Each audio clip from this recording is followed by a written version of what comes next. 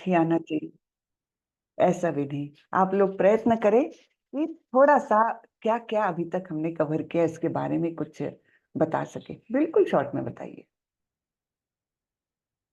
हरे कृष्णा, कोई वॉलेंटियर करेगा? मोहन प्रभु, क्या क्या पढ़ा हमने अभी तक, कुछ बता सकेंगे? पहले अध्याय, दूसरे अध्याय। हरे कृष्णा जी। प्रभु आपकी आवाज बहुत कट रही है, आवाज बहुत कट रही, कुछ समझ में नहीं आया। हरे कृष्ण माता जी, आवाज आ रही है? हाँ अभी बेटर जी। हरे हाँ हाँ हाँ, माता जी, एक के भाव क्या है, कृष्ण क्या है, और हमारा कर्तव्य क्या होना चाहिए, अर्जुन क्या कर रहे हैं, और किन किन विषयों में उनकी असमंजस है, क्या उनको करना है, क्या नहीं करना है। और भगवान भी बताते हैं कि नहीं प्रभु, आपकी आवाज बहुत ही कट रही है, मुझे तो बिल्कुल नहीं शिक्षा। समझ में आ रही। कोई बात नहीं, कोई बात नहीं, आपकी आवाज आ नहीं रही है। चलिए कोई बात नहीं, और कोई वॉलंटियर करेगा? पहले अध्याय में क्या सुना, दूसरे अध्याय में? नहीं, कोई बात नहीं। सुधीर प्रभु आप मत बताइए। आप इतने सीनियर है। हरे कृष्ण। हरे कृष्णा माता दंड प्रणाम। दंडवत प्रणाम प्रभु, दंडवत प्रणाम। आपको को होस्ट बनाते हैं। हरे कृष्णा। चलिए कोई बात नहीं, हम थोड़ा सा रिवाइज कर लेते हैं। हमने देखा कि अभी तक हमने 7 अध्याय जो कवर किए हैं, उसमें से 6 अध्याय जो थे वो कर्मयोग प्रधान थे, है ना। 1 से लेकर 6 तक के अध्याय कर्मयोग प्रधान। वहां पर प्रमुखतः भगवान ने कर्मयोग के बारे में बताया।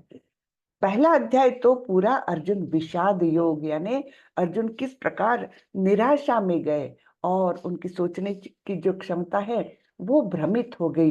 इस प्रकार से हमने पहले अध्याय में देखा था। और दूसरे अध्याय से भगवान ने अपना उपदेश देना चालू किया। हम्म तो सबसे पहला उपदेश ये कि तुम शरीर नहीं हो अर्जुन, तुम आत्मा हो, और आत्मा अविनाशी होती है, किसी भी प्रकार से उसको नष्ट नहीं किया जा सकता, है ना। तो ये सभी जो भी जीव है यहाँ पर सभी अविनाशी है। तो तुम ये मत सोचो कि तुम उनकी हत्या कर रहे हो, तुम केवल उनका आवरण हटाने वाले हो। तो इस प्रकार से अर्जुन को बहुत अलग अलग तरीके से भगवान ने समझाया दूसरे अध्याय में। और तीसरे अध्याय में कर्मयोग, कर्मयोग में क्या बताया है कि हमको प्रत्येक क्रिया जो है, जो कुछ कर्म करते हैं हम, सब कुछ हमको भगवान को अर्पित करते हुए करना चाहिए, उस भावना से करना चाहिए, है ना। यज्ञ, यज्ञार्थात कर्मणो अन्यत्र लोकोयम कर्म बंधन। हाँ, नहीं तो क्या हो जाता है, अगर हम इस तरीके से यज्ञ के स्वरूप में हमारे कर्म नहीं करेंगे तो क्या होता है कि हम कर्म बंधन में जकड़े जाते हैं। ठीक है। तो कर्म बंधन के कारण क्या होता है, हम बार बार इस मृत्यु लोक में आते रहते हैं, बार बार आते हैं। हाँ, अलग अलग योनियों में आते हैं। तो यहाँ से मुक्त होने के लिए हमारे सारे कर्मों के बंधन छूटने चाहिए। और उसके लिए हमें क्या करना चाहिए कि सारे कर्म भगवान को अर्पण करते हुए निष्काम तरीके से, यानी किसी इच्छा, प्रतिफल की इच्छा के बिना हमको अपने काम करने चाहिए। चौथे अध्याय में भी कर्मयोग का ही कंटिन्यूएशन हुआ, 5वें अध्याय में भी हुआ, लेकिन अलग अलग स्वरूपों में भगवान ने बताया है। 5वें अध्याय के अंत में भगवान ने बताया भोक्तारम यज्ञ तपसाम सर्वलोक महेश्वरम, है ना, कि मुझे, मैं ही सभी यज्ञों का, सभी कर्मों का भोक्ता हूँ, वास्तविक भोक्ता मैं हूँ। और मैं सभी देवताओं का और सभी लोकों का स्वामी हूँ। हाँ, और तीसरा बताया है मैं सभी जीवों का हितैषी मित्र हूँ। ये बातें जो आत्मसात कर लेता है, अपने मन में दृढ़ता से जो इन बातों को धारण करता है, उसका मन शांत रहता है। हम ज्ञात्वा मां शांति मृच्छति, सॉरी। तो इस प्रकार 5वें अध्याय का अंत किया है। और छठे अध्याय में भगवान ने मन के बारे में बहुत सुंदर बताया है कि मन हमारा कैसा है। ये हमारा मित्र भी हो सकता है, सबसे अच्छा मित्र भी हो सकता है और सबसे बड़ा शत्रु भी हो सकता है। तो इस प्रकार मन के बारे में बताया है। पहले अष्टांग योग बताया और उसके बाद जब अर्जुन ने प्रश्न किया कि ये तो सब कठिन है, क्योंकि मन बड़ा ही चंचल, हठीला, बलवान, उच्छृंखल ऐसा है, तो इसको काबू में लाना, वश में करना, ये तो वायु को वश में करने से भी अधिक कठिन है। तो मैं क्या कैसे कर सकता हूँ? तब भगवान ने बताया था, बराबर है तुम्हारी बात, मन वाकई ऐसा है। हाँ, लेकिन उसको विरक्ति और अभ्यास, इन दो क्रियाओं के द्वारा तुम उसको वश में कर सकते हो और अपना हितैषी मित्र बना सकते हो। तो इस प्रकार हमने छठे अध्याय में देखा। सातवें अध्याय में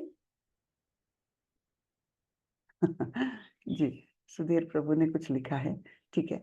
तो सातवें अध्याय में हमने क्या देखा? सातवें अध्याय में भगवान ने अपनी परा और अपरा शक्तियों के बारे में बताया, है ना, कि परा शक्ति क्या है? वो भगवान की आध्यात्मिक शक्ति है और अपरा शक्ति के द्वारा उन्होंने इस भौतिक जगत का निर्माण किया है। भूमि रापो अनलो वायु खम मनो बुद्धिरेव च अहंकार इति में भिन्ना प्रकृति रष्टधा। इन 8 प्रकारों से मेरी भिन्न भिन्न प्रकृति जो है वो हमारी अपरा प्रकृति है, जिसके द्वारा ये भौतिक जगत निर्माण होता है। और उससे ऊंची एक प्रकृति है परा प्रकृति, जो आध्यात्मिक प्रकृति है। और जीव कैसा है? जीव स्वतः तो परा प्रकृति से निर्मित है, किंतु इसका आवरण जो है, शरीर जो है, वो भौतिक प्रकृति से निर्मित है। तो इस प्रकार ये हम जीव जो है वो दोनों के कॉम्बिनेशन है। अंदर तो आत्मा तो हमारी आध्यात्मिक है, किंतु शरीर भौतिक है, इसलिए हम तटस्था शक्ति में आते हैं। तटस्था यानी क्या? यानी जैसे कोई एक जेल के कंपाउंड वॉल पर बैठा है कोई। हाँ, कंपाउंड वॉल पर बैठकर वो क्या कर सकता है? अंदर जाओ जेल के या फिर बाहर जाओ, मुक्त जीवन, है ना। वैसी हमारी स्थिति हम समझ सकते हैं। हाँ, हमारा चॉइस है कि हम कहाँ जाए। क्या हम जेल में बंद रहना चाहते हैं? तो भौतिक जगत में भोग करते हुए, सो कॉल्ड भोग करते हुए और सारे दुखों को झेलते हुए, क्योंकि भगवान ने इस भौतिक जगत का वर्णन ही किया है ऐसा, दुखालयम अशाश्वतम। तो हम अपने आप को कितना भी सुखी माने, वास्तविक सुख तो केवल आध्यात्मिक जगत में है, ठीक है ना। तो हम तटस्थ शक्ति वाले या तो भौतिक जगत के ओर आकृष्ट हो जाए या फिर आध्यात्मिक जगत की ओर आकृष्ट होकर मुक्त हो जाए, आध्यात्मिक जगत में जाए, भगवान के साथ परम धाम में निवास करे, जहां से यद गत्वा न निवर्तन्ते तद्धाम परमम मम। भगवान ने बोला है वहां जाने के बाद कोई वापस नहीं आता। तो इसके बारे में एक और सुंदर बात मुझे ऐसी याद आई। तो कोई पूछता है ऐसे कैसे भगवान ने बोला है कि यद गत्वा न निवर्तन्ते तद्धाम परमम, कि वहां जाने के बाद कोई लौट कर नहीं आता। हम तो एक बार आए हुए हैं, फिर दोबारा नहीं आएंगे, इसकी क्या गारंटी है ना। तो इसका भी उत्तर बहुत सुंदर दिया हुआ है एक सीनियर आचार्य ने, कि भगवान हमारे हृदय में परमात्मा स्वरूप में बैठे हैं, वही हमको ज्ञान और स्मृति और विस्मृति देते हैं। ये हम 15वीं अध्याय में पढ़ने वाले हैं। क्या क्या देते हैं हमको? ज्ञान भी देते हैं, स्मृति भी देते हैं और विस्मृति यानी भूलना, है ना। विस्मृति यानी लॉस ऑफ मेमोरी, वो भी वही देते हैं। तो जब हम एक बार यहाँ से इतने धक्के मुक्के सब खा करके, मार पिटाई खा करके जब हम पहुंचते हैं परम धाम, तब भगवान हमको वो स्मृति हमेशा देता है, अब गलती मत करना बेटा, नहीं तो तुम कितना भुगत चुके हो, याद करो, है ना। तो ये स्मृति हमको देता है भगवान, इसलिए हम कब कोई भी जीव एक बार वहां जाने के बाद फिर से दोबारा यहाँ नहीं आते, है ना। बड़ी सुंदर बात। तो इस प्रकार से ये 7वें अध्याय तक हमने पढ़ा है। उसमें भगवान ने ये भी बताया है कि किस प्रकार मेरा प्राकट्य जीव यहाँ पर भौतिक जगत में भी महसूस कर सकते हैं। कैसे महसूस कर सकते हैं? जब हम पानी पीते हैं तो रसो हमअप्सु कौन्तेय प्रभास्मि शशि सूर्ययोः, है ना। उस पानी का स्वाद जो है, जो तुम पी रहे हो, उसका स्वाद मैं हूँ। सूरज और चांद की रोशनी मैं हूँ, है ना। ऐसे बहुत सारी लिस्ट बताई थी कि कहाँ कहाँ प्राकट्य हम महसूस कर सकते हैं भगवान का। तो हमको आदत डालनी चाहिए कि हाँ, हम पानी पी रहे हैं तो भगवान ये स्वाद कितना अच्छा है, ये आप ही हो। हे भगवान, ये सूरज जो अभी उगने ही जा रहा है और सुंदर सा प्रकाश हमको देगा, वो आप ही हो, ये प्रकाश आप ही हो। हर क्षण अगर हम इसको महसूस करें तो बताइए कितना प्रेम हमारे मन में जागृत हो जाएगा। और मैंने कल बताया था ना, ये हमको कुछ बाहरी साध्य नहीं करना है, हमारे अंदर है। केवल हमको करना क्या है, श्रवणादि क्रियाओं के द्वारा, श्रवण आदि यानी सुनना, और 9 विधियां है वैसे, हाँ। श्रवण, कीर्तन, स्मरण, ऐसे करके 9 विधियां हैं, हाँ, नवधा भक्ति बोलते हैं।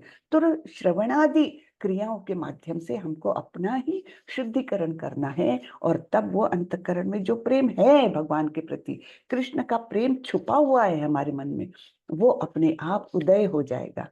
कितना सुंदर है ना। तो हमें करना क्या है, केवल भक्ति की ये 9 विधियों को, उसमें से कोई एक भी हमने स्ट्रांगली अपना ली, तब भी हमारा उद्धार हो जाएगा। तो यहाँ तक हमने 7वें अध्याय में देखा था। अब हम चालू करेंगे 8वां अध्याय। सबसे पहले मैं पीपीटी शेयर करती हूँ, और उसके बाद मंगलाचरण करके हम चालू करेंगे। देखिए, प्रभु जी ने चैट में डाल भी दिया कौन सी नवधा भक्ति की विधियां हैं। हाँ, चैट में पढ़ लीजिए। सुशील प्रभु क्विकली डाल देते हैं एकदम। थैंक यू प्रभु।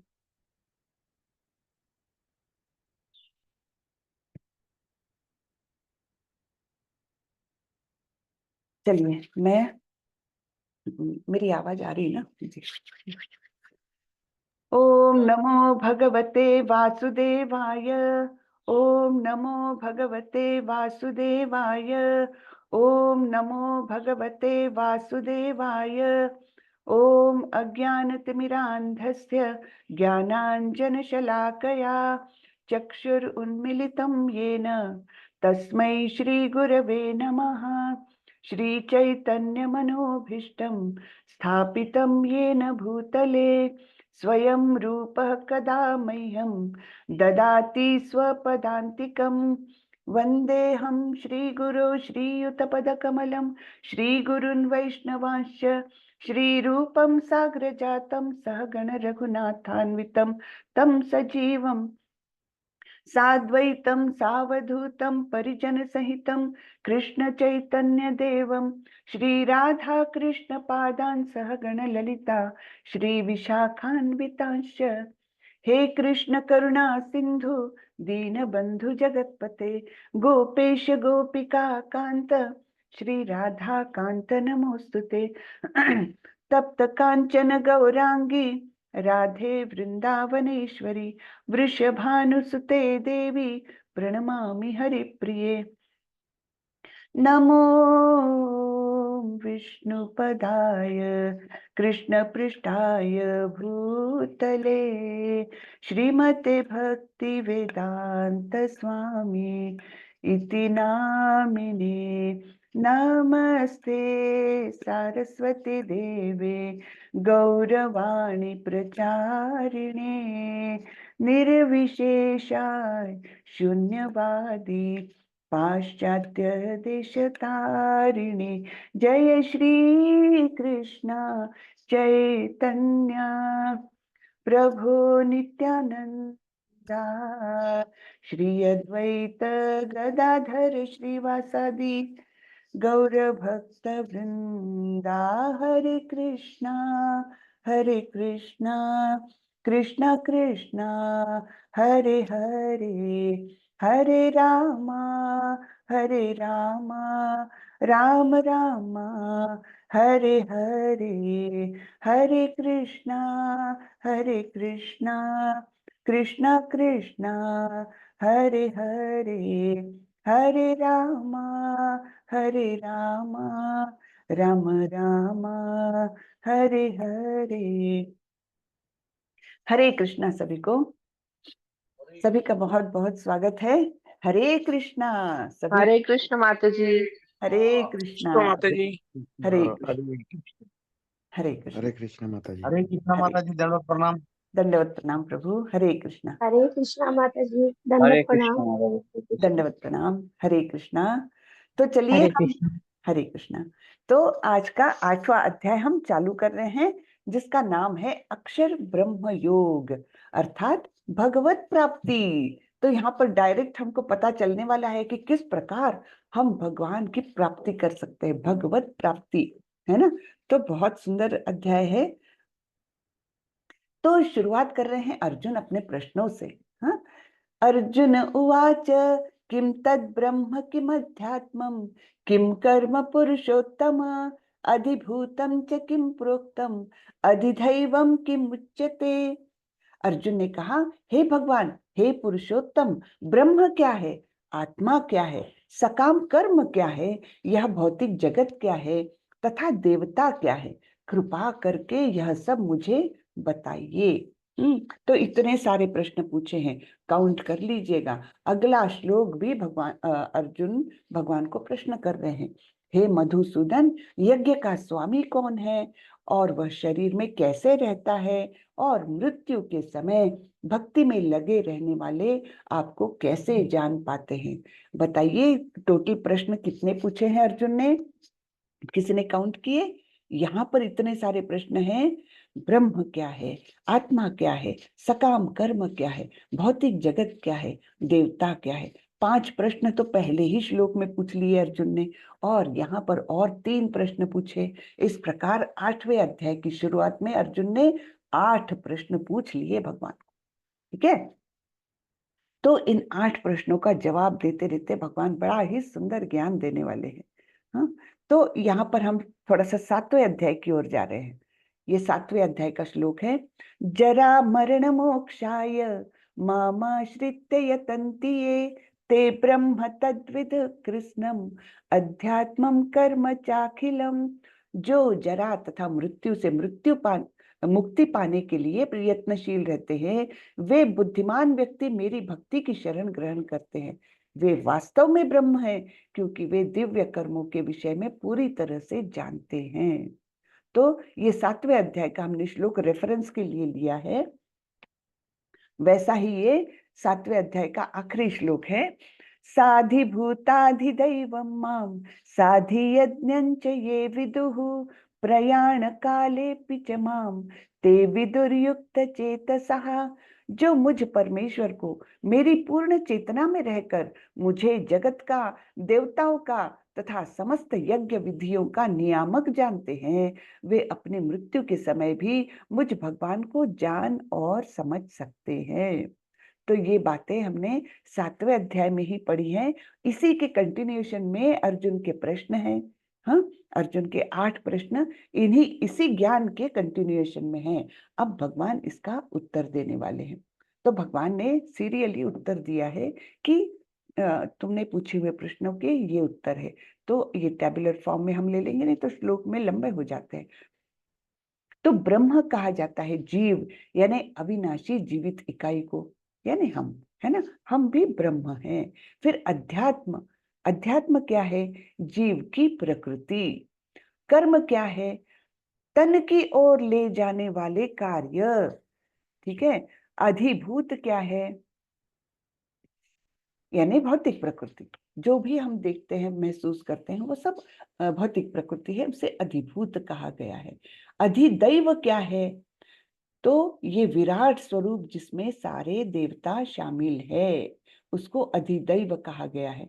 अधियज्ञ क्या है, यानी त्याग का भोग करने वाला। यज्ञ यानी हम एक प्रकार से त्याग कर रहे हैं, उसका भोग कौन करता है, तो परमात्मा करते हैं।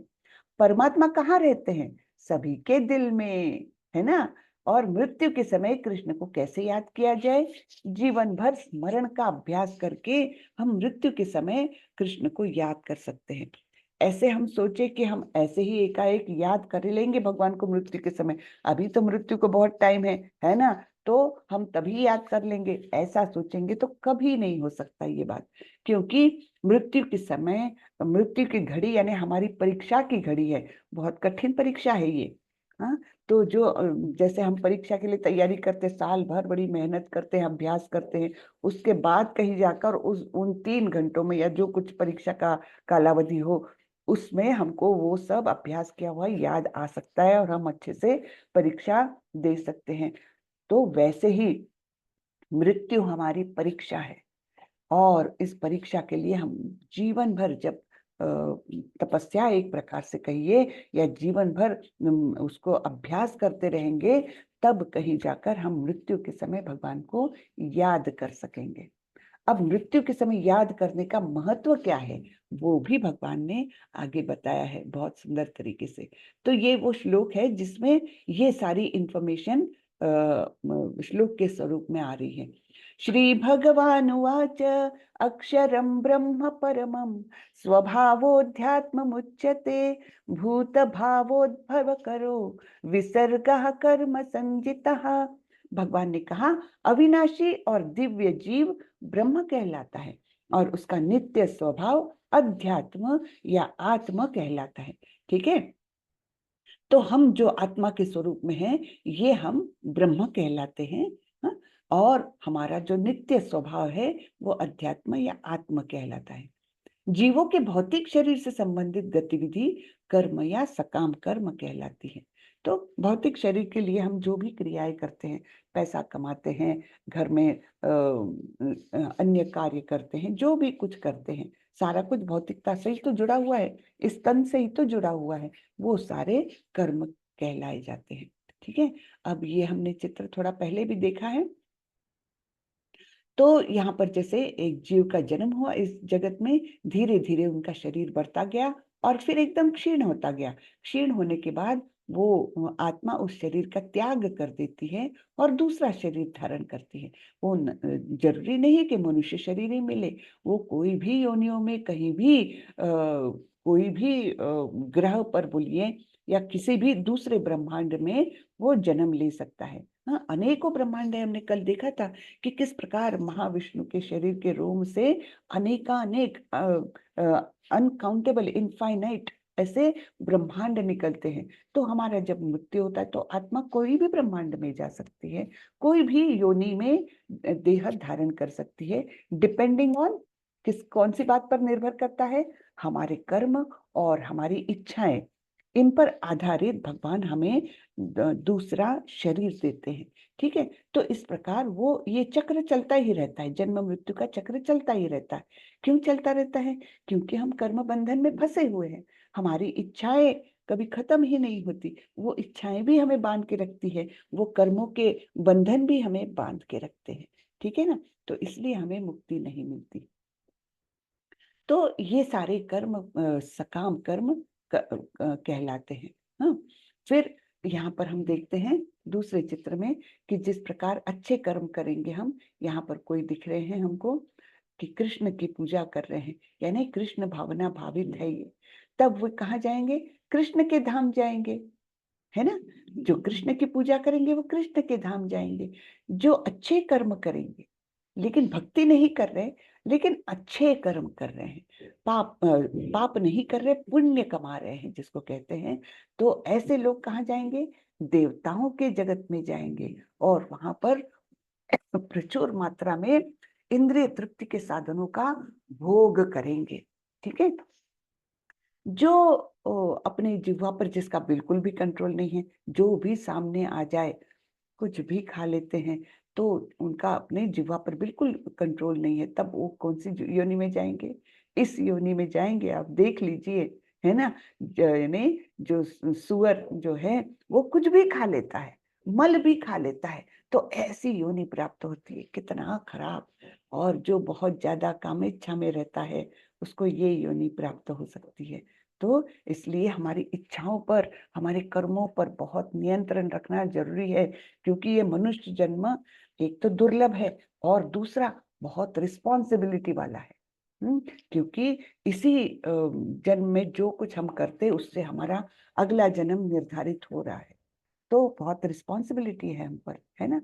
फिर आगे भगवान बोलते हैं, अधिभूतम क्षरो भावः पुरुषश्चाधिदैवतम अधियज्ञो हमेवात्र देहे देहभृतांवर।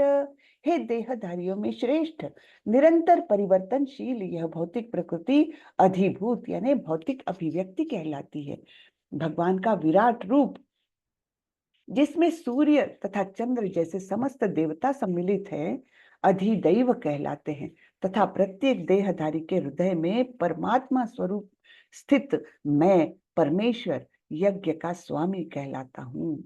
हाँ, ठीक है। तो ये सब जानकारी अभी मैंने अर्जुन के प्रश्नों के रेफरेंस में भगवान ने सारे उत्तर दिए। अभी एक उत्तर अभी बाकी है, एक या दो उत्तर बाकी है अभी, ठीक है। वो आगे जाकर आएंगे। अब यहाँ पर हम जो चित्र देख रहे हैं ना, उसको ध्यान से देखिए। ये क्या है? ये एक कैटरपिलर है ना।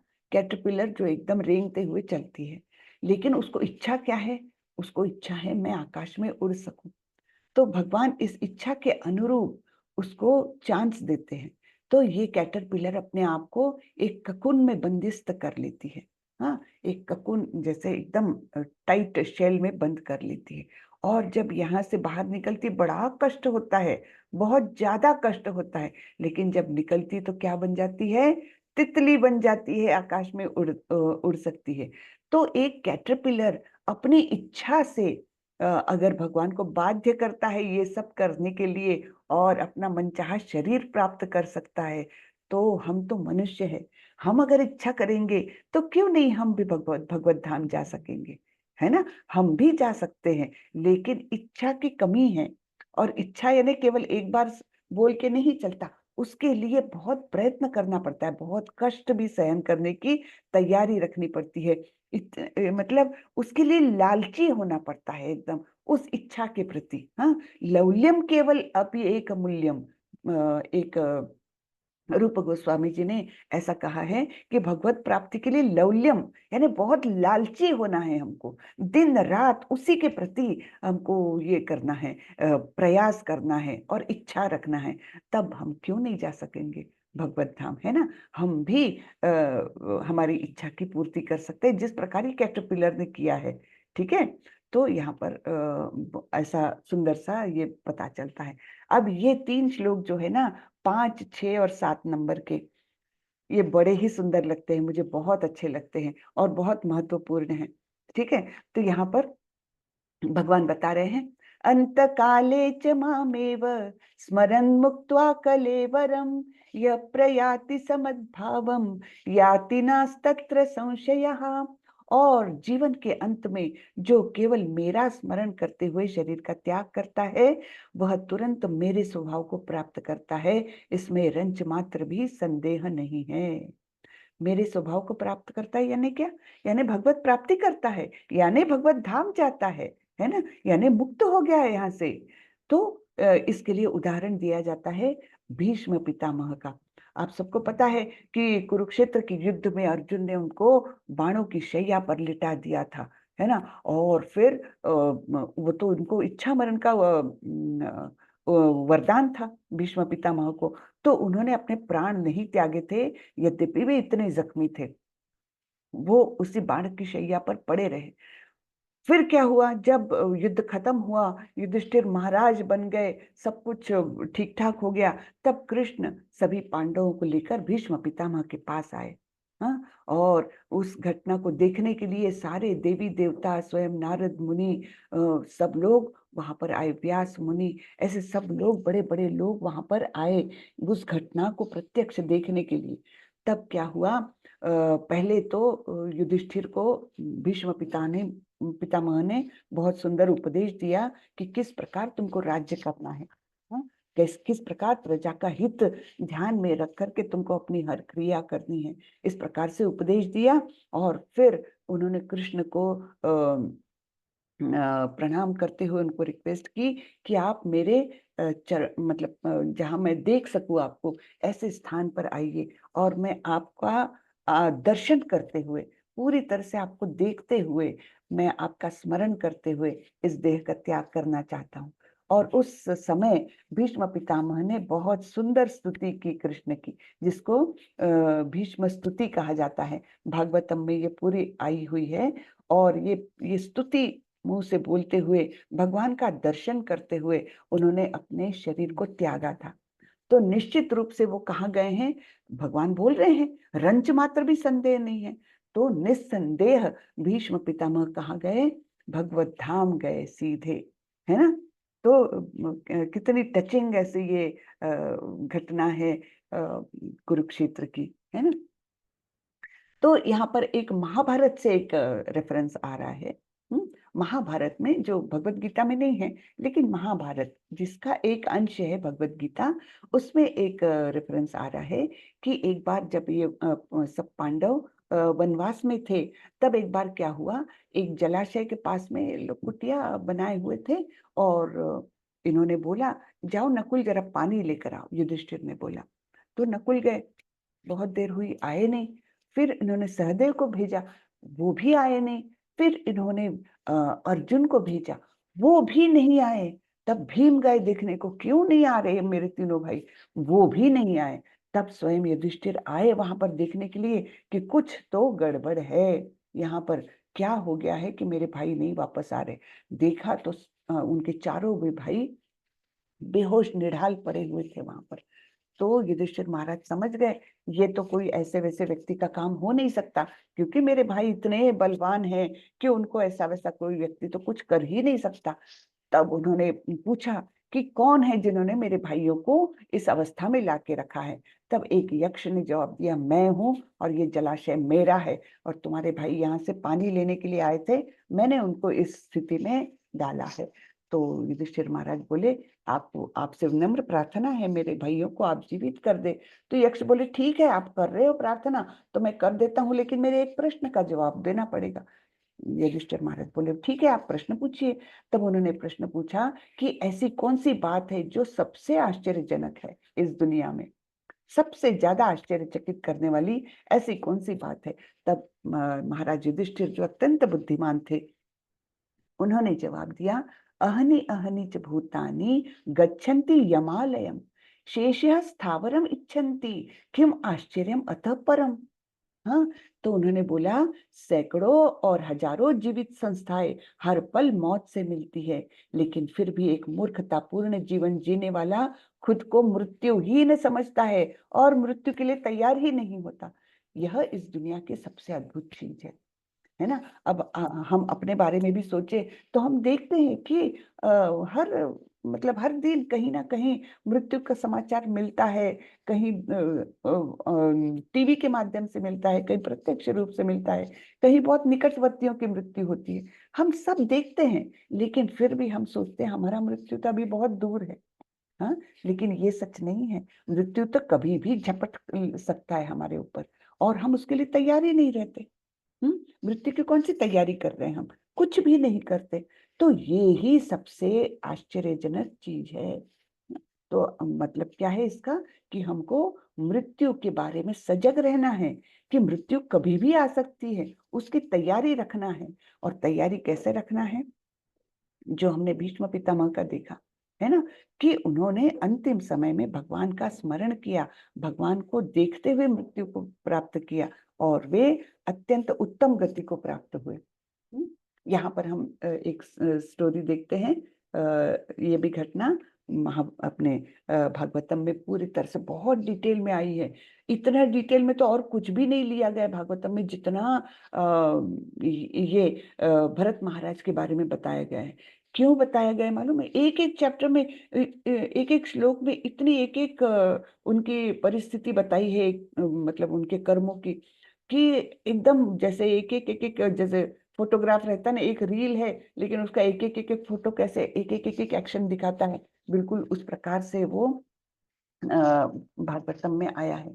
तो हम देखते हैं जो भरत महाराज थे, वो सारे पृथ्वी के राजा थे, इतने संपन्न ऐसे राजा थे, लेकिन बहुत यंग एज में उन्होंने अपने पत्नी का, अपने बच्चों का, राज्य का त्याग करके वे वन में आए। और क्यों आए?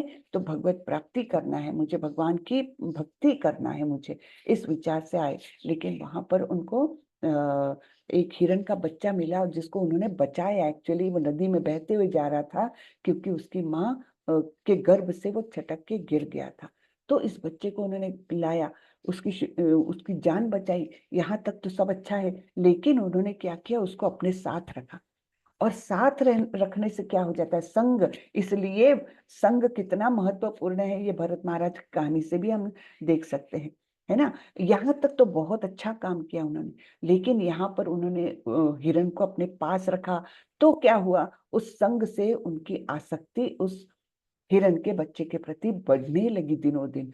और उनका जो आध्यात्मिक क्रियाकलाप था उसमें थोड़ी थोड़ी मतलब कमी आते गई, है ना। उनका ध्यान अभी कर रहे हैं, यज्ञ कर रहे हैं, पूरी तरह से ध्यान मग्न होना चाहिए, लेकिन वो हिरण के बच्चे को देख रहे और उससे बातें कर रहे हैं।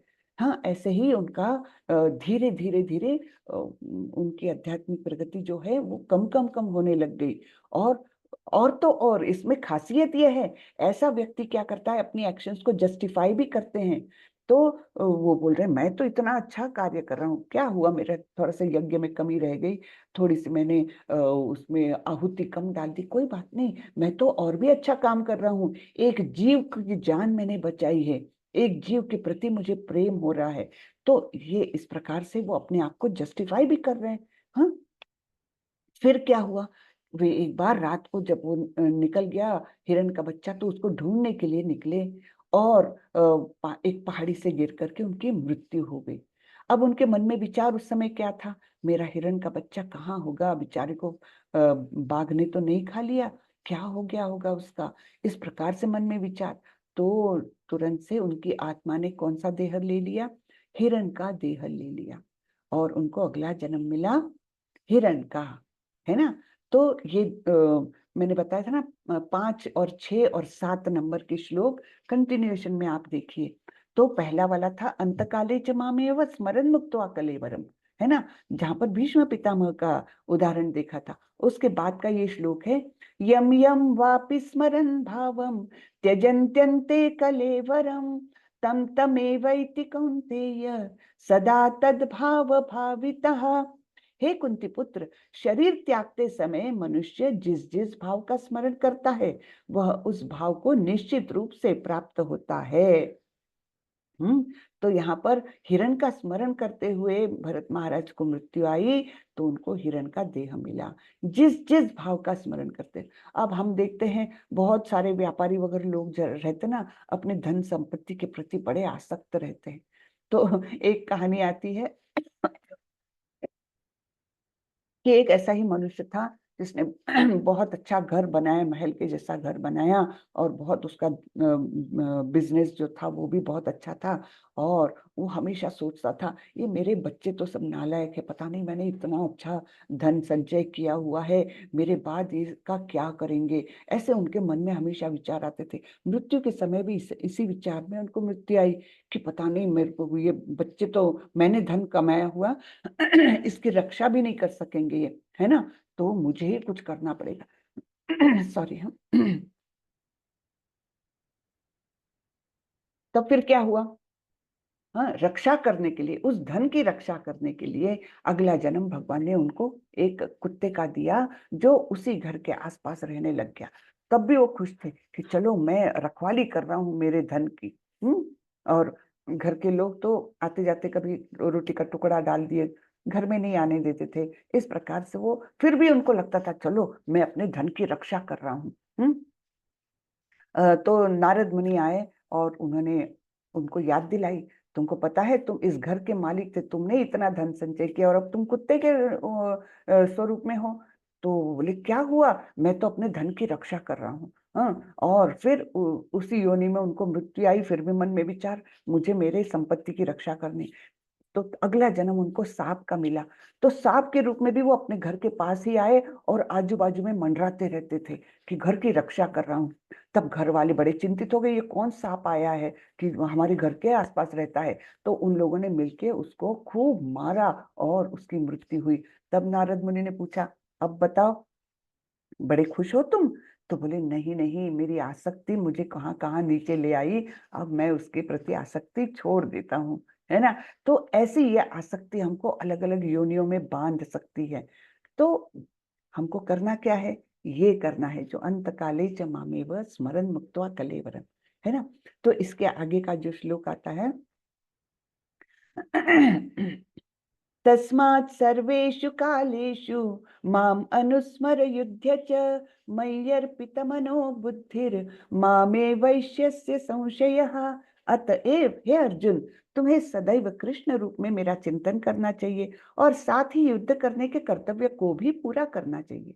अपने कर्मों को मुझे समर्पित करके तथा अपने मन एवं बुद्धि को मुझ में स्थिर करके तुम निश्चित रूप से मुझे प्राप्त कर सकोगे। तो ये करना है हमको। सर्वेषु कालेषु, हर समय हमको भगवान का स्मरण करना चाहिए। जो भी क्रिया कर रहे हैं, कर्म कर रहे हैं, भगवान को अर्पित करते हुए करना चाहिए। तब हमारी बुद्धि धीरे धीरे इतनी शुद्ध हो जाएगी कि हम अंतकाल में भी भगवान का स्मरण कर पाएंगे। अन्यथा ये बहुत कठिन बात है, क्योंकि मृत्यु के समय हमको इतनी तकलीफें रहती है शरीर में, है ना। आत्मा निकल रही है शरीर से, शरीर को अनंत तकलीफें रहती है उस समय। तो उस समय याद करना भगवान को बहुत कठिन है। अनलेस हम जीवन भर उसका प्रैक्टिस नहीं करेंगे तो हमको भगवान का स्मरण नहीं हो सकता। यहाँ पर कौन दिख रहे हैं, प्रहलाद महाराज। हाँ, प्रहलाद महाराज अपने वो तो असुर पिता के पुत्र थे, उनको मनाही थी विष्णु का नाम लेने से। उनके टीचर्स भी असुर थे, तो बिल्कुल यानी भगवान की भक्ति करने से उनको बिल्कुल कोई अलाउ नहीं करता था। लेकिन जैसे ही टीचर्स यहाँ वहां जाते थे ना, उनके शिक्षक यहाँ वहां गए, तो ये अपने दोस्तों के साथ हरि नाम कीर्तन चालू कर देते थे, है ना। तो अपने दोस्तों के साथ देखिए वो चालू है उनका कीर्तन। तो इस प्रकार हर समय हर क्षण अगर हम भगवान को स्मरण करते हुए अपनी हर क्रिया करेंगे, तब कहीं जाकर हम मृत्यु के समय भगवान को याद कर सकेंगे और तब कहीं जाकर हम निश्चित रूप से भगवान को प्राप्त कर सकेंगे। तो इसलिए इस अध्याय का नाम है भगवत प्राप्ति, है ना। तो इतना सुंदर फॉर्मूला दिया हुआ है यहाँ पर, लेकिन ये आसान नहीं है। तो इसके बारे में भी भगवान बता रहे हैं अभ्यास योग युक्तेन चेतसा नान्यगामिना परमं पुरुषं दिव्यम याति पार्थानुचिंतयन्। हे पार्थ, जो व्यक्ति मेरा स्मरण करने में अपना मन निरंतर लगाए रखकर अविचलित भाव से भगवान के रूप में मेरा ध्यान करता है, वह मुझको अवश्य ही प्राप्त होता है। तो इस प्रकार का अभ्यास करना है, हमेशा उनका स्मरण करना है। यहाँ पर एक अजामिल की कहानी आती है भागवतम से। अजामिल नाम का एक युवक जो ब्राह्मण घर में पैदा हुआ, बहुत सुंदर संस्कारी परिवार, जिनको पूरे गांव के समाज के लोग बड़ा ही आदर करते थे, ऐसे परिवार में इनका जन्म हुआ। और ये स्वयं भी बहुत अच्छे, एकदम सतशील जिनको बोलते हैं, अच्छी शीलवान, और पिता की आज्ञा में रहकर सारे भक्ति के कर्म करते थे, बहुत अच्छे व्यक्ति। एक बार क्या हुआ, ये जंगल गए अपने पिता की आज्ञा से कि पूजा सामग्री ले आना जंगल जाकर के, सॉरी हाँ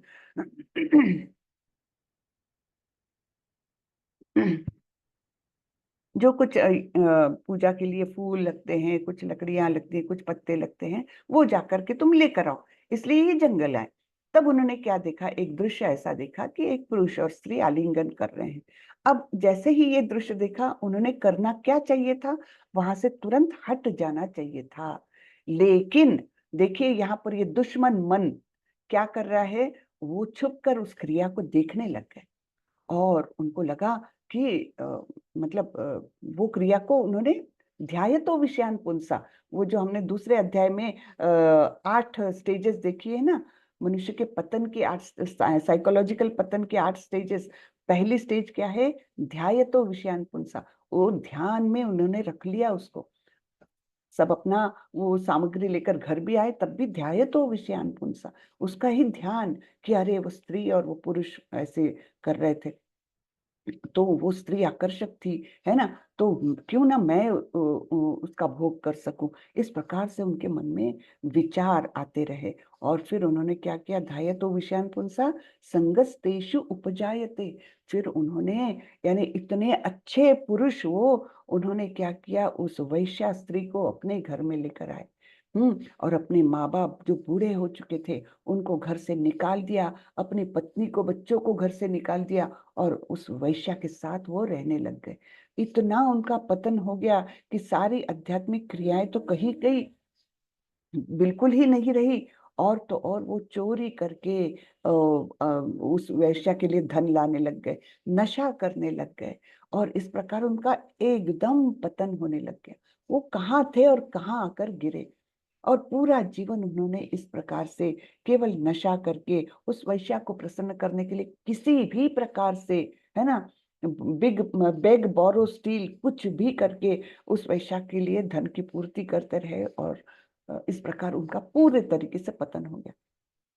उस बीच उनको 10 बच्चे हुए और आखिरी बच्चे का नाम उन्होंने, भगवान ने उनको कैसी बुद्धि दी कि आखिरी बच्चे का नाम उन्होंने नारायण रखा।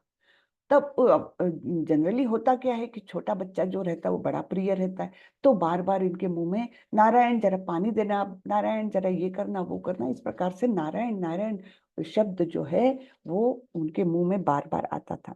बहुत बीमार हो गए, 88 साल की उम्र, बहुत बीमार हो गए और बिल्कुल मृत्यु होने वाली है। तब आए 4 यमदूत।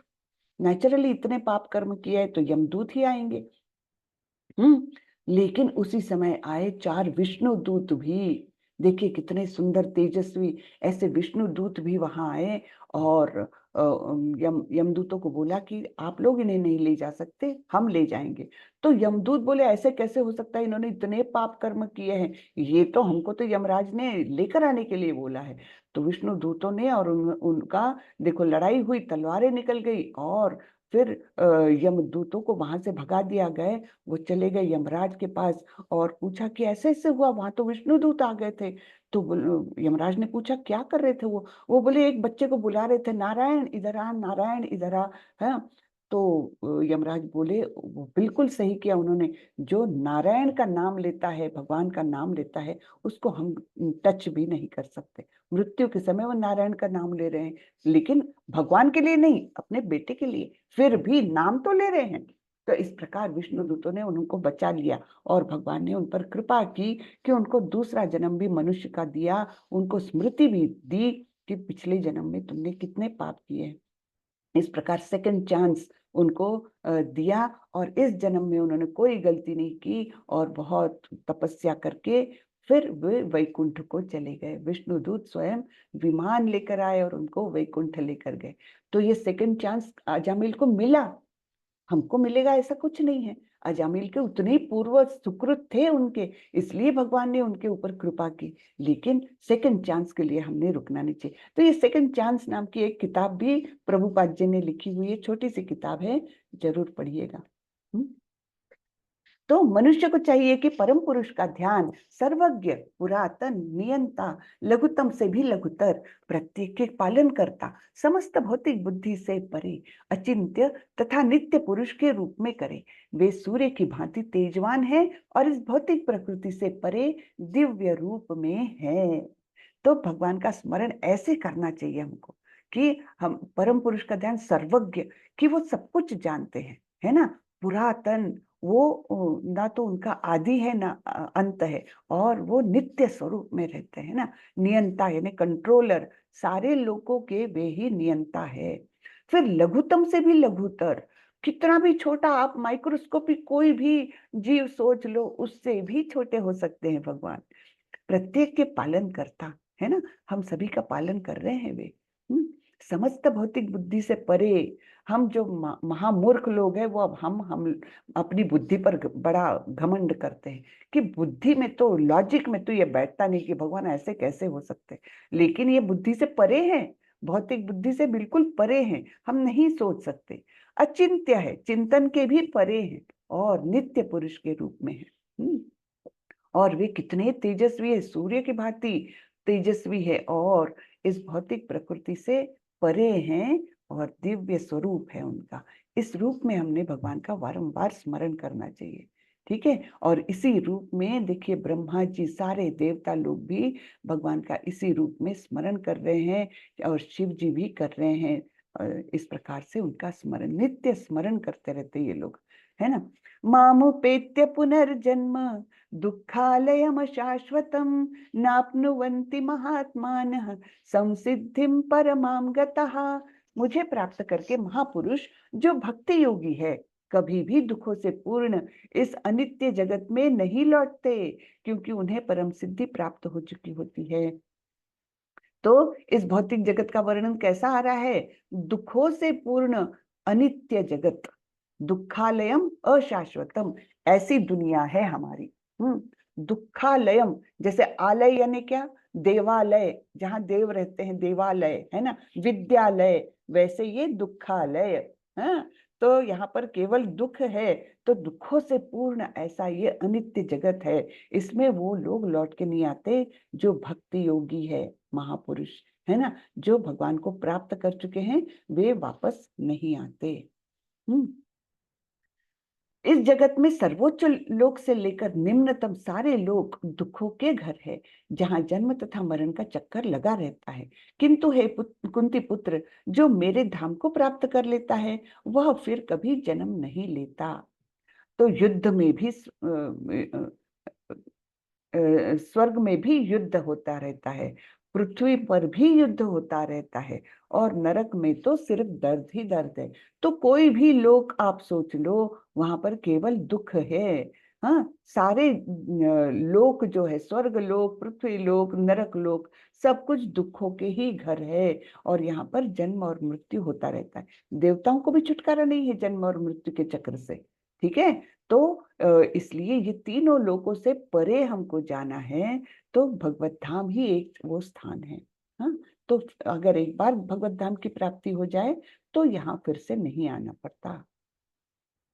देखिए, स्वर्ग में भी युद्ध होते रहते हैं, हाँ, और नरक में तो यातना ही यातनाएं हैं, सिर्फ दर्द है, ठीक है। तो मानव गणना के द्वारा अनुसार ब्रह्मा के एक दिन की अवधि इतनी है, पढ़ लीजिए बाबा ये नंबर 8640 और उसके ऊपर 6 zeros वर्ष है। इतना इसमें उसकी कालावधि है। हमने चौथे अध्याय में भी देखा था कि किस प्रकार 1000 कल्प बन करके उनका एक दिन होता है, उतनी ही लंबी रात होती है, और ऐसे वे 100 वर्षों तक जीवित रहते हैं ब्रह्मा जी। तो एक दिन इतना बड़ा है। हाँ, जब ब्रह्मा का दिन प्रकट होता है तो जीवों की भीड़ अस्तित्व में आ जाती है, और ब्रह्मा की रात के आगमन पर उनका सर्वनाश हो जाता है, ठीक है। क्योंकि ब्रह्मा सृष्टि करता है, ब्रह्मांड में सेकेंडरी क्रिएटर जो है वो ब्रह्मा जी है। ब्रह्मा का जब दिन होता है तो वो सारी सृष्टि को निर्माण करते हैं, और जैसे ही उनकी रात हो गई समेट लेते हैं, है ना। बार बार दिन आता है और प्राणियों का यह मेजबान सक्रिय होता है, और फिर से रात आती है, तो हे पार्थ, वे असहाय रूप से घुल जाते हैं। तो ये भौतिक प्रकृति के अंदर की बातें हैं, ठीक है। क्योंकि ब्रह्मा जी भी हमारे भौतिक प्रकृति में ही है, तो वो जब जाग जाते हैं सवेरे तो सब सृष्टि निर्माण करते हैं, और फिर सोने के समय सब समेट के सो जाते हैं, ठीक है। तो ये क्रियाएं हमेशा चलती रहती है। लेकिन इसके अतिरिक्त एक अन्य अव्ययी प्रकृति है जो शाश्वत है, और इस व्यक्त तथा अव्यक्त पदार्थ से परे है। यानी ये हमारे भौतिक ब्रह्मांडों में जो कुछ हो रहा है, ब्रह्मा जी का दिन हुआ, रात हुई, तो जो जो हो रहा है उससे ये अछूता ऐसा एक जगत है जो जिसकी प्रकृति शाश्वत है। हाँ, तो यह परा यानी श्रेष्ठ और कभी न नाश होने वाली है। जब इस संसार का सब कुछ लय हो जाता है तब भी उसका नाश नहीं होता। हाँ, तो हमारे भौतिक ब्रह्मांड में कितने भी बार प्रलय आ जाए और फिर से नई सृष्टि हो जाए उनका स्थान ऐसा है कि वहां पर कोई भी फर्क नहीं पड़ता। ये गोलोक चार्ट बताया हुआ है, ये जरा क्लिष्ट है, इसका आगे आप लोग अभ्यास करने वाले हो तीसरे वगैरह, तीसरे या चौथे लेवल पर, तो मैं शॉर्ट में इसको बता देती हूँ। ये गोलोक धाम है, गोलोक वृंदावन है ना, यहाँ लिखा हुआ है। ये गोलोक वृंदावन इस प्रकार से दर्शाया गया है। यहाँ पर स्वयं कृष्ण है राधा रानी के साथ, और उनके सबसे निकटस्थ पार्षद सारे हैं, जैसे यशोदा मैया है, वहां पर गोप गोपी है। हाँ, तो इन सबका स्थान यहाँ पर है। गोप गोपियां सारी सखियां है राधा रानी की, और ये सब लोग यहाँ पर है। फिर भगवान के चतुर व्यूह में वे अपने आप को विस्तारित करते हैं। हाँ, और फिर चतुर्व्यूह में अनिरुद्ध, संकर्षण, प्रद्युम्न और वसुदेव। हाँ, तो इस प्रकार से 4 ये विस्तार किए उन्होंने कृष्ण ने, और फिर संकर्षण से फिर इधर और सृष्टि पैदा हुई। ये हमारा भौतिक जगत है, ये जो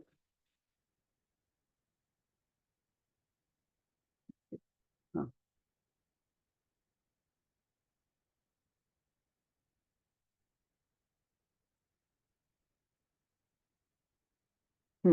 ये नीचे जो दिख रहा है ना ब्लैक सर्कल में, ये हमारा भौतिक जगत है।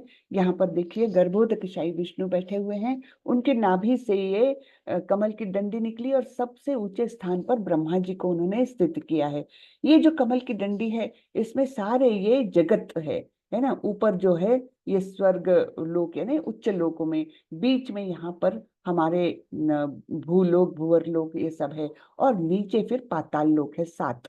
हाँ, ऊपर 6 हैं और नीचे 7, ऐसे ये 14 लोक बने हुए हैं यहाँ पर। हाँ, और फिर ये गर्भोदकशायी ओशन है, ये 7 लेयर्स है महत तत्व की। ये इसके अंदर ये रहता है। तो ये महाविष्णु यहाँ दिख रहे हैं। महाविष्णु के श्वास उच्छ्वास और शरीर के रोम से जो ब्रह्मांड हो रहे हैं, उनमें से एक ब्रह्मांड को यहाँ बताया गया है। तो इस प्रकार से ये भौतिक सृष्टि का एक मतलब क्या बोल सकते, एक ब्रॉड वे में वो बताया हुआ है, विचार बताया हुआ है ना। उसकी रचना बताई हुई, सॉरी, रचना इस प्रकार से बताई हुई है। हाँ, तो ये बहुत विस्तार से बताना होगा, लेकिन इतना अपने पास समय भी नहीं है। तो ये मोटा मोटा ये जान लीजिए कि ये गोलोक वृंदावन उच्च स्थान पर है और हम निचले स्थान पर है, सारे ही ब्रह्मांड, और उसकी रचना इस प्रकार से है। ये कारणोदकशायी विष्णु, ये गर्भोदकशायी विष्णु, और परमात्मा स्वरूप में ये क्षीरोदकशायी विष्णु हम सभी के हृदय में रहते हैं। ठीक है। तो यहाँ पर जो गोलोक वृंदावन है, वहां पर ऐसी भगवान की नित्य लीलाएं चलती रहती, नित्य चलती रहती है। हाँ, तो यहाँ पर ऐसे जंगल में जाकर प्राणियों से खेलते हैं, गाय से खेलते हैं, और यशोदा मैया से सब नटखट उनकी शरारतें जो कुछ है वो चलती रहती है। इस प्रकार से रम्य वातावरण एकदम। हाँ, तो आनंदमय वातावरण वहां पर है। तो एक मुकुंदमाला स्तोत्र करके है जो राजा कुलशेखर ने लिखा हुआ है।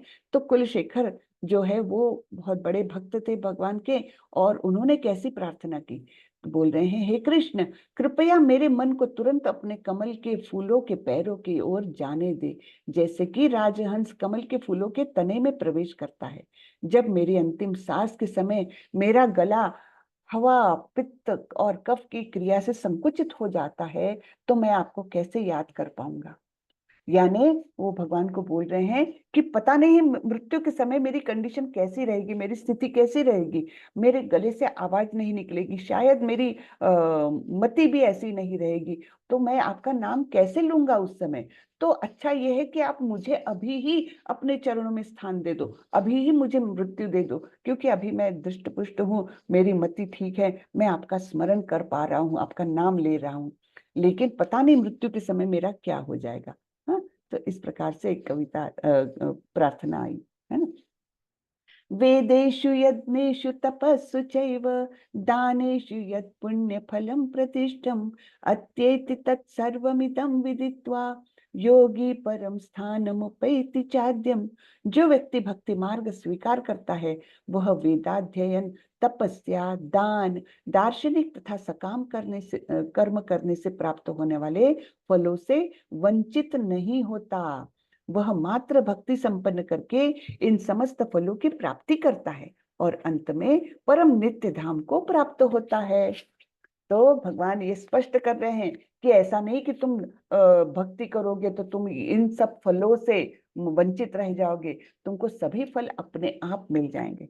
जो ज्ञान के द्वारा यानी वेदाध्ययन करने से जो फल मिलता है, जो तपस्या करने से फल मिलता है, जो दान करने से फल मिलता है, जो फिलोसॉफिकल दार्शनिक तथा सकाम करने से प्राप्त होने वाला जो फल है, वो कोई भी फल अछूता नहीं रह जाएगा। सारे फल तुमको अपने आप में प्राप्त हो जाएंगे अगर तुम भक्ति मार्ग को अपनाते हो तो, है ना।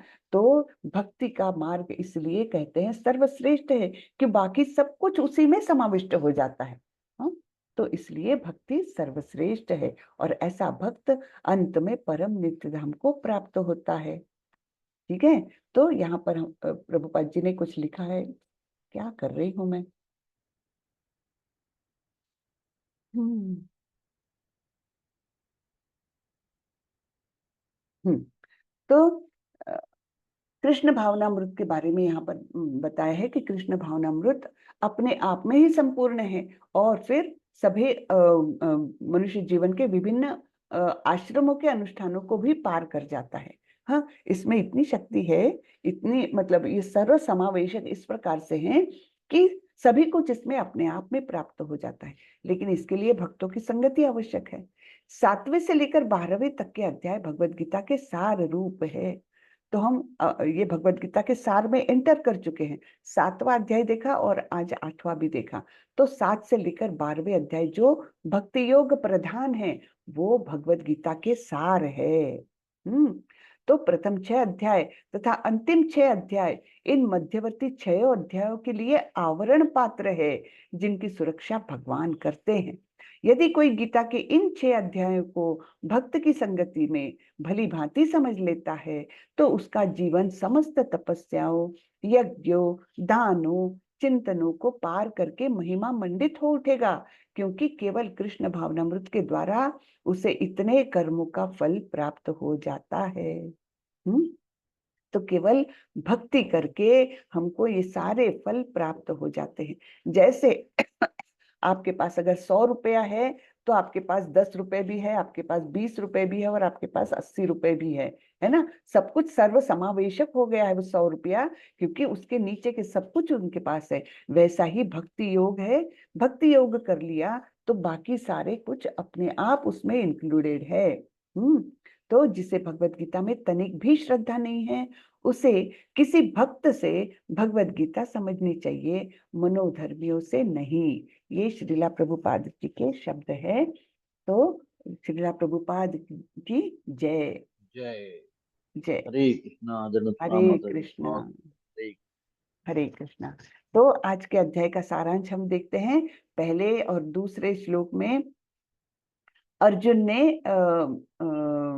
8 प्रश्न पूछे थे पहले और दूसरे श्लोक में, और तीसरे चौथे श्लोक में भगवान ने उनके कुछ उत्तर दिए थे। पूरे नहीं हुए थे लेकिन कुछ उत्तर दिए थे। तो इस प्रकार 4 तक गए। फिर मृत्यु के समय कृष्ण को याद करना, जो मैंने बोला ना 5, 6, 7, 8 ये श्लोक बड़े सुंदर है। अंतकाले च मामेव, जहां भीष्म पितामह का उदाहरण देखा।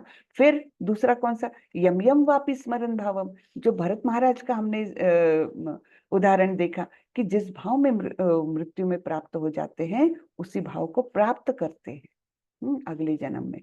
और फिर तस्मात् सर्वेषु कालेषु, प्रहलाद महाराज का उदाहरण देखा कि इसलिए हमको चाहिए कि हमने हमेशा भगवान का स्मरण करने का, भगवान की भक्ति करने का अभ्यास जीवन भर करना चाहिए। तब जाकर कहीं हम अंतकाल में भगवान को याद कर सकेंगे, है ना। फिर योग मिश्र भक्ति द्वारा कृष्ण को याद करना। हाँ, तो किस प्रकार से हम भगवान को किस स्वरूप में, लघु से लघुतम, सूर्य के समान तेजस्वी, सबसे पुरातन, है ना, सर्वज्ञ, इस रूप में भगवान को याद करें, है ना। शुद्ध भक्त द्वारा कृष्ण को याद करना है। तो वहां पर भगवान ने बताया है कि किस प्रकार ये जगत जो है ये दुखालयम अशाश्वतम है, लेकिन जो मेरे धाम को आता है वो फिर से इस दुखालय में नहीं आता। हाँ, फिर भौतिक दुनिया बनाम आध्यात्मिक दुनिया, हमने देखा कि किस प्रकार ब्रह्मा जी का दिन होता है तो सारी सृष्टि का सृजन होता है, ब्रह्मा जी की रात होती सारी सृष्टि को समेट लेते हैं, है ना। और ये बार बार होते रहता है। लेकिन उस आध्यात्मिक जगत में जहाँ भगवान स्वयं रहते हैं उसमें इस तरह का कुछ नहीं होता, वो शाश्वत है। वहां पर ऐसा नहीं होता कि अभी प्रलय आया तो सब समेट लिया और फिर से नए सिरे से सृष्टि बन गई, ऐसा कुछ भी नहीं होता। वो शाश्वत धाम है। फिर कृष्ण प्राप्ति में शुद्ध भक्ति का वर्चस्व। वेदेषु यज्ञेषु तपस्सु चैव दानेषु यत् पुण्य फलम प्रतिष्ठम, है ना, कि भक्ति करेंगे तो दान, वेदाध्ययन, ये सारे जो कुछ फल मिलने हैं वो सारे अपने आप मिल जाते हैं अगर हम भक्ति का मार्ग अपनाएं तो, है ना। तो हरे कृष्णा कृष्ण कृष्ण हरे हरे, हरे राम राम राम हरे हरे। तो इस प्रकार हमारा ये अध्याय पूर्ण हुआ। किसी को कुछ प्रश्न हो तो बताएं, कैसा लगा आज का अध्याय? नए डिवोटीज में माता जी बहुत बहुत जी, हरे कृष्णा। तो किसी को कुछ प्रश्न हो तो पूछिए। हरे कृष्णा माता जी। हरे कृष्णा जी प्रभु। विकास प्रभु। मेरा क्वेश्चन ये है कि मतलब भक्ति कैसे करें, किस प्रकार भक्ति करें कि मतलब भगवान को मतलब की सेवा सही से हो पाए, मतलब किस प्रकार भक्ति की जाए। देखिए, सबसे पहले तो ये हरे कृष्ण मंत्र का नाम, इसी में 85% 90% भक्ति समाविष्ट है, समझे। तो सबसे इंपॉर्टेंट ये है। फिर उसके साथ अनेक विधियां हैं। हाँ, इसके साथ आप इसको मतलब अलग अलग बातें सुनना, भगवान की लीलाओं का स्मरण करना, वो बातें याद करना, है ना। अनेक लीलाएं हैं भगवान की। फिर भगवान के बारे में जो कुछ साहित्य है उनका पठन, जैसे भगवत गीता और भागवतम, है ना। तो इनका पठन, भक्तों की संगत बहुत इंपॉर्टेंट है, भक्तों का संग बहुत इंपॉर्टेंट है। तो उसके साथ हमारी भक्ति ग्रो होती है एक्चुअली। तो सबसे पहली स्टेप तो ये है हरे कृष्ण महामंत्र का जप। और जप कैसे करना है? हर शब्द का स्पष्ट उच्चार, हर मणि पर पूरा मंत्र बोलना है, और उस उच्चार को हमने अपने कानों से ध्यान पूर्वक सुनना है। बहुत सिंपल है, फिर भी बहुत कठिन क्रिया है। बोलने के लिए तो बहुत सिंपल है, लेकिन जब हम जप करने बैठते हैं तो हमारा मन इतना तहलका मचा देता है कि बस रे बस, यहाँ वहां भागता है, जो नॉर्मल इसमें नहीं भागेगा लेकिन भगवान का नाम लेने में भागेगा। क्यों? क्योंकि माया हमारे पीछे लग जाती है। माया बोलती नहीं नहीं, मैं भगवान का नाम नहीं लेने दूंगी, तुमको यही जकड़ के रखूंगी। है ना। भौतिक माया जो है वो हमको जकड़ने को देखती है, लेकिन हमने प्रयत्न करके उसको पार करना है, मन पर कंट्रोल करना है, और तब हम एकाग्र चित्त होकर ये मंत्र का जप कर सकेंगे। उसके साथ अनेक क्रियाएं हैं फिर, है ना। तो श्रवणम, कीर्तनम, विष्णु स्मरणम, पाद सेवनम, अर्चनम, वंदनम, दास्यम, साक्ष्यम, आत्मनिवेदनम, इस प्रकार के 9 स्टेजेस बताई गई नवविधा भक्ति की। हाँ, तो इसलिए पहले तो श्रवण हमको अपना ही करना है, पहला सुनना है। क्या? महामंत्र का जप पहले सुनना है। फिर कीर्तनम, जोर से करिए कीर्तन हरे कृष्ण महामंत्र का, है ना। स्मरणम, हर समय भगवान का स्मरण करना है। तो ये भक्ति की विधियां हैं, और ये भक्तों की संगत में अच्छे अच्छे भक्तों की संगत में, मार्गदर्शन में उनके, हम पूरा कर सकते हैं। मैम मंत्र और कीर्तन में क्या मैम डिफरेंट होगा मैम इसमें? हाँ, मंत्र जप करना यानी अपने अपने आप को सुनाई दे इतना ही जोर से करना। लेकिन कीर्तन जब करते हैं हम अच्छे से लाउडली, बहुत लोगों का संग लेकर साथ में जो है ना, 8-10 लोगों की टोली बनाते हैं और ऐसे कीर्तन, उसको संकीर्तन बोलते हैं। वो ढोलक भी बज रहा है, मंजीरे भी बज रहे हैं, और फिर उसको कीर्तन बोलते हैं। लेकिन अकेले बैठकर आप केवल अपने आप को सुनाने के लिए जो करते हैं वो जप। मंत्र तो एक ही है दोनों का, लेकिन उसकी विधि थोड़ी अलग है। ठीक है। मैम देवताओं की श्रेणी में कौन से भगवान आते हैं मैम, जैसे कि देवता की श्रेणी में किस किस प्रकार के मैम मतलब वे आते हैं देव? हाँ, देव में ब्रह्मा जी आते हैं, शिव जी आते हैं, है ना, गणपति जी, ये सारे देवता लोग हैं। इंद्र, चंद्र, वरुण, ये सारे देवता लोग हैं। सरस्वती जी, लक्ष्मी मैया। लक्ष्मी जी यद्यपि नारायण की पत्नी है, लेकिन हम जिस रूप में पूजते हैं ना वो भौतिक हो जाते हैं। हम केवल लक्ष्मी, जैसे हम लक्ष्मी पूजन करते हैं तो हम क्या करते हैं? लक्ष्मी जी को पूजते हैं। लेकिन लक्ष्मी जी कभी अकेली नहीं आती, वो पत्नी है नारायण की, विष्णु की पत्नी है वो अपने पति को छोड़कर कैसे आएगी, है ना। तो तो हमने इवन जब दिवाली में हम लक्ष्मी पूजन करते हैं, कभी भी अकेले लक्ष्मी जी का पूजन नहीं करना चाहिए, लक्ष्मी विष्णु का पूजन करना चाहिए, कृष्ण का पूजन साथ में करना ही चाहिए, तब ठीक कहीं है। लक्ष्मी जी प्रसन्न होती है।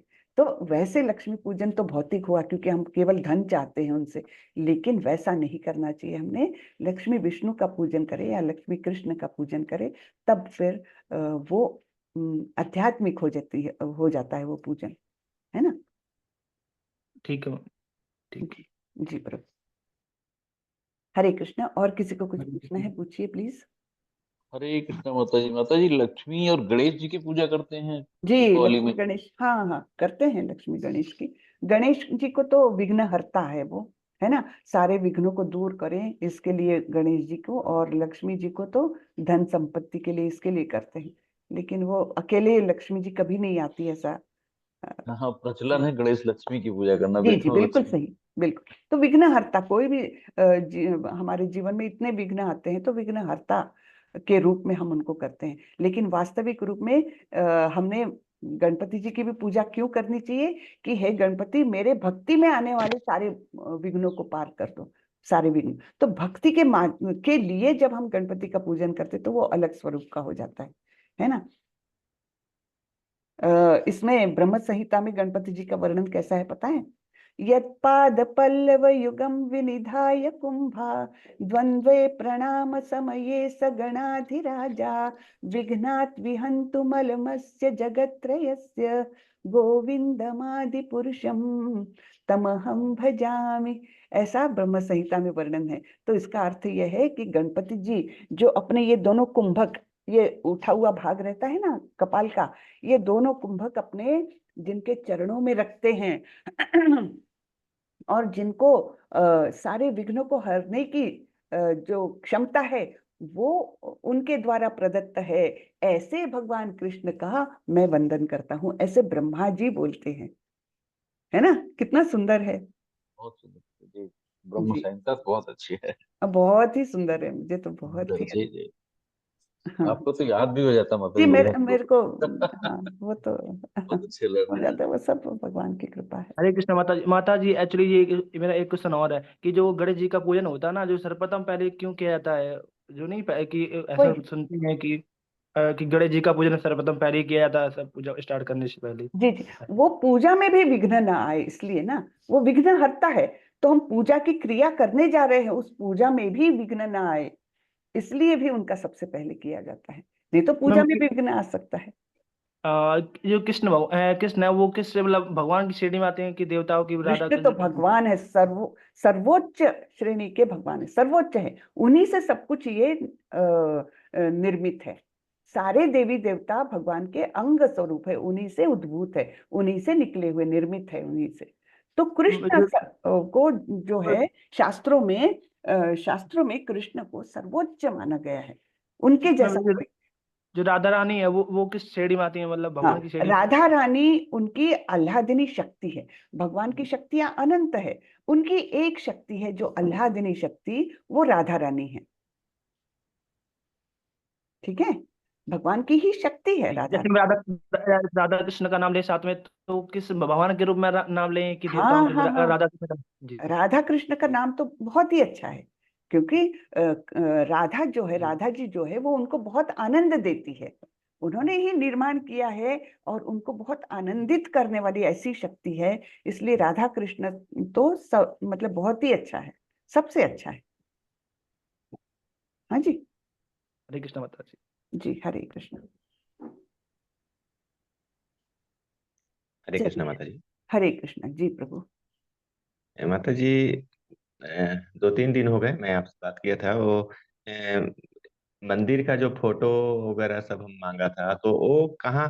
कल बताई भी थी मैं, माता जी, कि मैं डाल दिया हूँ। आपने भी हाँ पूछा था, देखा क्या? डाल, तो हम मैंने देखा। मैं पूछना, मैं मेरे मेरे को मिला नहीं व्हाट्सएप पे। मैं क्या ग्रुप में ज्वाइन करूंगा तो मिलेगा? मैं ज्वाइन कैसे करूँ ग्रुप में? तो आप व्हाट्सएप में ग्रुप में नहीं है क्या?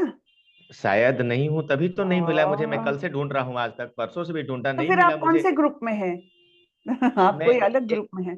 हाँ, एक्चुअली शुरू में मैं 9 PM वाला में था, तो मेरे को अच्छा अच्छा। मैं क्या है ना, सुनते सुनते सो जाता था, मैं नींद आ जाता था, मैं सुन नहीं पाता था, इसलिए मैं मॉर्निंग वाला में आ गया कि अर्ली मॉर्निंग में अच्छा मैं अच्छा आपका अच्छा। सुन लूंगा। तो तो आपको मैं ठीक है। तो मेरे को पता नहीं चला कैसे ग्रुप को ज्वाइन करना है, तो ग्रुप को मैं अगर मुझे डाल दे तो मैं वो सब फोटो देख लूँ और सब कनेक्टिविटी हाँ मुझे हाँ। नियम नियम वगैरह सब जो था। आज आज मैं आपका पूरा सुन नहीं पाया। अब मैं कल मेरे को बताए थे आपकी क्विज करना है, क्विज करने के लिए नियम कैसे कैसे था फॉलो करने के लिए, तो मैं क्विज क्विज फॉलो करने के लिए नियम फॉलो करने के लिए क्विज सिस्टम किया। तो पता नहीं क्या गड़बड़ी हुआ कि आज मेरा ओपन ही नहीं हुआ। तो क्विज तो मेरा हो गया, क्विज 3 अध्याय का क्विज मैं कर दिया, लेकिन मेरा आज मैं कनेक्टिविटी नहीं हो पाया, आपसे कनेक्ट नहीं हो पाया, और मैं आधा छूट गया, छठे श्लोक से मैं स्टार्ट किया, तब मेरा फिर से डाउनलोड किया तब जाकर हुआ। तो मेरे को उसमें जोड़ दीजिए, जिसे मैं कम से कम आपसे बात करके, आपके ग्रुप से बात करके मैं आगे प्रोसेस कर सकूं, प्लीज। अच्छा। क्षमा माता जी, आप हैं क्या? क्षमा माता जी। जी माता जी। प्रभु जी, आप मेरा कांटेक्ट नंबर लिख लीजिए प्लीज, और मुझे एक मिनट, मैसेज एक कर मिनट। दीजिएगा। 1 सेकेंड, कॉन्टेक्ट नंबर, हाँ बोलिए madam, contact number. 952888 1 second. 6700। 6767 zero zero, double zero के बाद। 00 हाँ 9528886700। हाँ जी, हाँ जी, आप मेरे को मैसेज कर दीजिएगा प्रभु जी, मैं आपको चीजें अवेलेबल करा दूँ और आपको ग्रुप में भी ऐड कर दूंगी। ठीक है, ठीक हरे ठीक है, ठीक है, Krishna. Thank you, thank you. Hare Krishna माता जी। और हरे और कृष्ण। मेरा एक और सवाल था माता जी कि ये जो मेरा छूट गया है 6 श्लोक तक में, 6 श्लोक से आज का मैं सुन पाया मैं पूरा, और अच्छा। मुझे बहुत अच्छा लगा, आप इसके लिए बहुत बहुत धन्यवाद माता जी। लेकिन 6 श्लोक से पहले वाला तो 5 श्लोक से तक था ना, वो मैं सुन नहीं पाया। थोड़ा सा सारांश अगर बता दे तो मैं समझ जाऊंगा थोड़ा सा, क्योंकि अच्छा। मुझे क्विज करने में आसानी होगी। हाँ जी जी। चलिए मैं पीपीटी खोलती हूँ और क्विकली आपको बताती हूँ, ठीक है। हाँ, ये देखिए, ये तो अक्षर ब्रह्म योग नाम है ठीक। इसका। और ये पहले और दूसरे श्लोक में अर्जुन ने 8 प्रश्न पूछे हैं कृष्ण को, कि 8 चीजों के बारे में पूछा है। तो उसके उत्तर में भगवान ने उनको विस्तार से उत्तर दिया। ये 7वें अध्याय के 2 श्लोक रेफरेंस के लिए लिए गए, और यहाँ पर भगवान ने उनको उत्तर दिए हैं कि ब्रह्म क्या है। तो ब्रह्म यानी आत्मा, यानी जीव। हाँ, ये उत्तर दिया। अध्यात्म क्या है? तो जीव की जो प्रकृति है, स्वभाव है, वो अध्यात्म है। फिर कर्म क्या है? तो अपने शरीर के लिए हम जो भी कार्य करते हैं, शरीर के माध्यम से करते हैं, वो सारे कर्म में आते हैं। फिर अधिभूत है भौतिक प्रकृति, है ना, जिसे हम देखते हैं, महसूस करते हैं। अधिदैव है विराट स्वरूप, भगवान का विराट स्वरूप, जिसमें सारे ही देवी देवता शामिल होते हैं, ये अधिदैव है। और फिर अधियज्ञ है परमात्मा, जो हमारे हृदय में स्थित रहते हैं। और परमात्मा कहाँ रहते हैं? सभी के दिलों में। यहाँ आया है, मृत्यु के समय कृष्ण को कैसे याद किया जाए? तो जीवन भर स्मरण करने का अभ्यास करके हम मृत्यु के समय भी याद कर सकते हैं भगवान को। इस प्रकार से ये विस्तार में बताया है। हाँ, और फिर आगे भगवान ने बताया है, ये सब उसी उन्हीं श्लोकों का है। और यहाँ पर बताया है कि क्या करने से आपको अगली योनि कैसी मिल सकती। जैसे यहाँ कृष्ण भक्त जो होगा, उसको कृष्ण भगवान के धाम की प्राप्ति होगी। जो अच्छे कर्म करेगा, पुण्य कर्म कर रहा है, भक्ति में नहीं है लेकिन पुण्य कर्म कर रहा है, वो देवताओं के वास में जाएगा, देवलोकों में जाएगा। जो कुछ भी खाने का भोग करने का इच्छुक रहता है, जो चाहे वो खा लिया, तो उसको आप देखिए कि सुअर की भी योनि मिल सकती है, क्योंकि उसकी इच्छाएं ऐसी रहती, कुछ भी खा लो, कुछ भी खा लो, है ना। या फिर बहुत ज्यादा काम वासना में जो लिप्त है, उनको ये कुत्ते की जैसी श्वान योनि भी मिल सकती है, क्योंकि उसकी वासना ही वैसी है, इच्छाएं वैसी है। तो अपनी इच्छाओं के कारण अलग अलग देह प्राप्त करता है जीव। यहाँ पर हमने देखा कि कैसे एक कैटरपिलर भी तितली बन जाता है, केवल अपनी इच्छा, स्ट्रांग इच्छा के कारण। तो वैसे ही यहाँ पर बताया जाता है कि प्रत्येक देहधारी आत्मा भी इस प्रकार से अपने आप को आध्यात्मिक जगत में ले जा सकती है, तीव्र इच्छा और प्रयत्न के माध्यम से, है ना। फिर ये 5वां श्लोक आया है कि अंत काल में, जैसे भीष्म पितामह ने स्मरण किया, जो अंत काल में भगवान का स्मरण करते हुए शरीर का त्याग करता है, वो तुरंत ही भगवत धाम को प्राप्त करता है। तो यहाँ पर भीष्म पितामह जैसे जिन्होंने भगवान को साक्षात देखते हुए, भगवान का नाम लेते हुए अपने देह को त्यागा था, तो वो निश्चित रूप से भगवत धाम गए, है ना। और फिर यहाँ पर हमने देखा था कि जिस जिस भाव में मृत्यु प्राप्त होती है, उसी प्रकार की योनि अगली मिलती है। तो यहाँ पर भरत महाराज का उदाहरण देखा था कि उनको मृत्यु के समय हिरण का स्मरण रहा, तो उनको हिरण का देह प्राप्त हुआ। यद्यपि वे इतने महान भक्त थे, फिर भी एक प्राणी का देह उनको प्राप्त हुआ था। इसलिए भगवान बोलते हैं, तस्मात् सर्वेषु कालेषु माम अनुस्मर युध्यच। इसलिए तुम हर समय मेरा स्मरण करो, और फिर तुम इस प्रकार मन को और बुद्धि में मुझे स्थिर करो, तब तुम मुझे प्राप्त करोगे। तो ये थैंक यू माता जी, बस यहीं तक था, यहाँ से मैं आगे देख लिया था, सब जी सुन लिया था। जी बहुत अच्छा लगा। मेरे को आपसे रिपीट करवाना पड़ गया। थैंक यू माता जी। ओके। हरे कृष्ण। हरे कृष्ण। अनुराधे माता जी ने हैंड रेस किया है। हरे कृष्ण माता जी। माता जी, 2023 में मतलब ये हरे कृष्ण, आवाज नहीं आ रही है ठीक से। हरे कृष्ण। अनुराधा माता जी, आपने हैंड रेस किया है। माता जी, मैं ना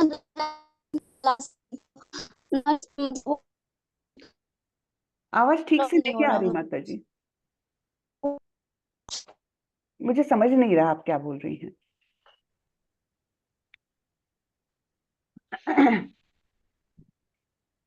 आप अनम्यूट करिए और फिर बात करिए माता जी।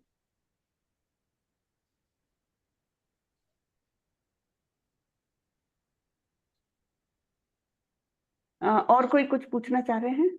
हरे हरे कृष्णा कृष्णा माता जी। हाँ जी, हरे विकास प्रभु जी। जी विकास प्रभु बोलिए। मैं ये पूछना चाह रहा था कि इस ग्रुप से हम कब तक जुड़ सकते हैं, क्योंकि भगवद गीता 18 दिनों तक ही है, फिर उसके बाद आपसे किस प्रकार कनेक्ट कर सकते हैं, मतलब किस प्रकार में? 18 दिनों के बाद हमारा लेवल 2 चालू हो जाएगा प्रभु। तो इसी ग्रुप में जुड़े रहिए, आप एग्जिट मत करिए, इसी ग्रुप में जुड़े रहिए। आपको अगला ग्रुप का लिंक वगैरह वहीं पर मिल जाएगा, तो आप फिर उस ग्रुप में शामिल हो जाइएगा। ठीक है, तो आप जुड़े रहेंगे।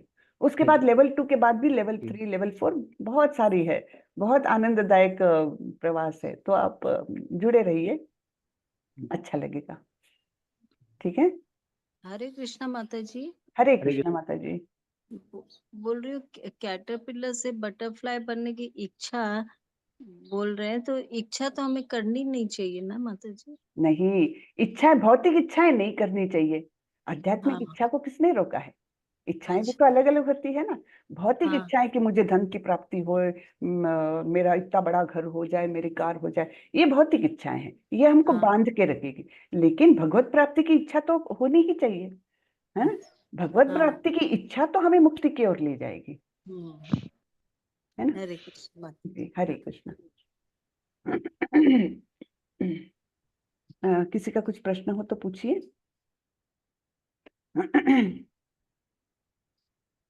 हरे कृष्णा।